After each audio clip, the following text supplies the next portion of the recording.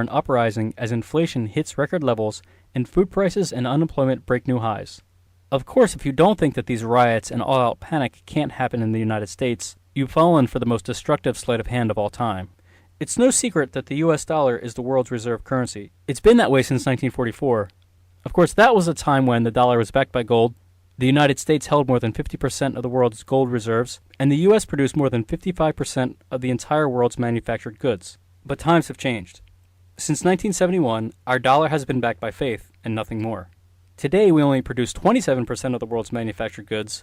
We hold less than 25% of the world's gold reserves. And on September 30th of this year, our national debt will exceed more than 102% of our GDP. Still, for now, the world's major commodities, from oil pumped in Nigeria to soybeans produced in Brazil, is priced and traded in dollars. So if a car maker in Korea wants to import steel from Japan, Korean won must be exchanged into US dollars to pay for the steel.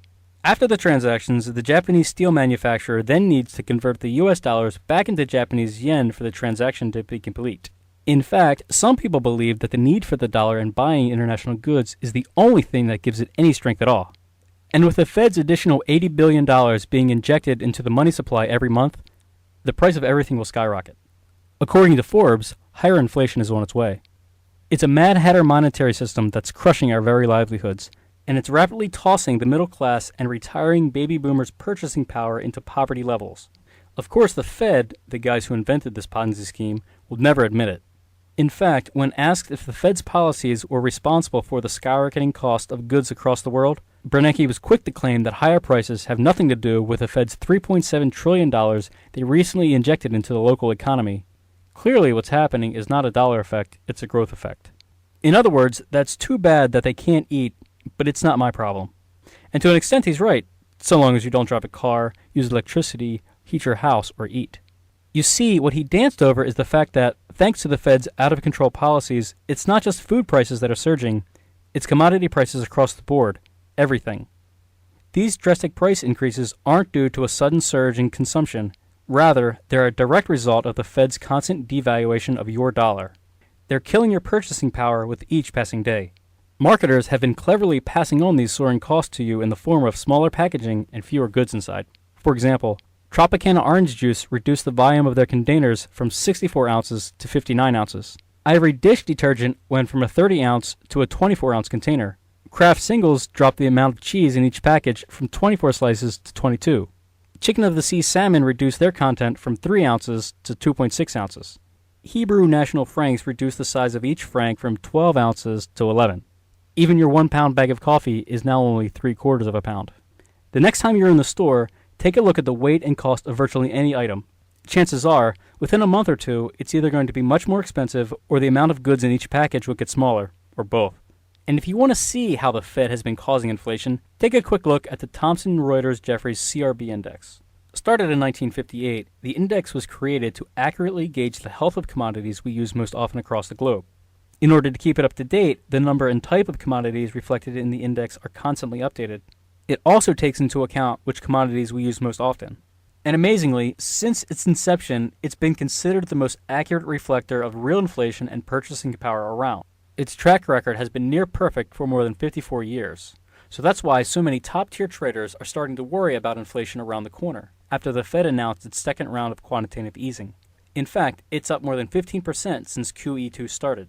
At the same time, the dollar's lost more than 10% of its value. Let me say that again. The dollar has dropped 10% in value since the Fed began its second round of money pumping. Meanwhile, wages and retirement benefits haven't budged. And as prices creep higher and higher, people are now taking desperate measures. Just over the past month, stories of everyday people are popping up all over the news stealing heating oil from houses. They've even reverted to stealing metal from buildings, air conditioning units, and streetlights. And it's only on the rise. But unlike last time, when commodity prices surged and crashed, there's no end in sight. You see, our entire system is based on the illusion of wealth. If you've watched, listened to, or even simply read highlights from presidential press conferences lately, you've noticed that they've stricken a word from their vocabulary: recession. Not once in the past several weeks has the administration used the term to describe our current economy. Instead, they've replaced it with recovery. And they'll instantly point out the strength of Dow and other indices from across the financial spectrum as proof that what they're doing is working. Sure, the Fed is building a facade claiming quantitative easing in QE2 worked. Just take a look at what happened to the markets. It looks good until you take a look at how our money supply has skyrocketed over the same period. The past 2 years of gains are not a coincidence. The rise of the market from March 2009 until now has been a result of little more than the Federal Reserve injecting $3.7 trillion into the system, injected out of thin air. In fact, Chairman Bernanke even admitted it during questioning. The last time we did this, in March 2009, was about a week before the absolute minimum, where the Standard & Poor was in the 600s. And following our actions, Standard & Poor, the stock market rose quite considerably. So yes, the policy is affecting the stock. What you are witnessing isn't a recovery. For proof, all you need to do is look at the deteriorating situation happening to the state and city governments since the first round of quantitative easing started. Not a day goes by in this recovery in which another city or state faces more financial trouble. In fact, it's estimated that more than 92% of cities across the country are in serious financial trouble, many of which are already making some downright frightening cutbacks. Camden, New Jersey, a city with one of the highest crime rates in the nation, was forced to lay off half of its police force. Law-abiding citizens are now either fleeing the crime-ridden community or have decided to put the protection of their families in their own hands. Colorado Springs, Colorado recently shut off 1/3 of their streetlights, and that was the easy part. Officials also canceled trash removal in many public places and have asked citizens to volunteer to cut grass at many public parks. To top it off, the city also continues to lay off dozens of firefighters and police investigators. It even has the official police helicopters grounded. They're currently for sale on the internet. Without the police to keep order, reports of violent crimes and looting are naturally soaring. Baltimore, Maryland isn't faring much better. In June 2010, city officials alerted more than 250 police officers and 90 firefighters they were being laid off in a desperate attempt for the city to meet its skyrocketing deficits. In addition, the entire state has more than $19 billion in unfunded liabilities. This year, Harrisburg, Pennsylvania's interest payments will be larger than the city's entire annual budget. And without federal funding money, it will be forced into bankruptcy. In Menasha, Wisconsin, the city has already hit the reset button and defaulted. And in Michigan, a law is being passed that essentially declares financial martial law. It gives the governor the power to declare a financial emergency in towns or school districts. He could then appoint a manager to fire local elected officials, break contracts, seize and sell assets, even eliminate whole cities or school districts without any public input. You get the point. What you're witnessing isn't a recovery. It's a downright theft from an out-of-control government. In fact, CNBC just reported that in the face of this recovery, with so many people in financial turmoil, either from skyrocketing debts or unemployment, the cost of living has never been higher. Truth is, aside from major banks like Goldman Sachs, the only people profiting from this mess are a handful of very wealthy investors who knew what would happen, and who know how to respond to the major hellstorm that lies ahead. I'll show you exactly what these elites are doing in just a minute. You're going to want to follow their advice to a T.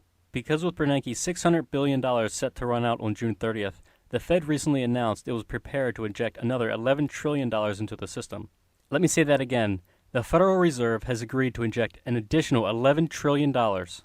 If that happens, you'll see our national debt skyrocket from the already unpayable $14 trillion to more than $25 trillion. The interest payments alone will be more than $1 trillion every single year.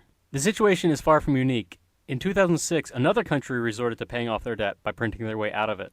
The country's reserve bank was ordered to print trillions of dollars to buy foreign currency. The result of the extra currency pushed prices of consumer goods through the roof. A few months later, to make up for skyrocketing costs, the government ordered trillions of more to be printed to pay for salary increases to government employees. It was a desperate effort to help the people keep up with surging cost of goods. The pattern created a rapid downward spiral. The printed money surged food costs. So they printed more money in order for people to be able to pay for those surging food costs, which only launched the cost of goods higher. 18 months later, the government was forced to implement price controls, forcing stores to sell goods at government-controlled prices. It drove the nation into chaos. People raced to buy as much food as they could before prices would increase just a week later. The solution, according to the country's president, was simply print more money. Within 3 years, the currency was declared useless, and the only money accepted, aside from a pure barter system, was gold. No other form of money was accepted. The people painfully realized that gold, unlike fiat currency, couldn't be printed out of thin air. The country I'm describing is Zimbabwe, and their run with hyperinflation was hardly an isolated incident. Just take a look at these other countries that experienced the same pains in recent years. Make no mistake, it can and will happen to us too. Other countries across the world already see it coming.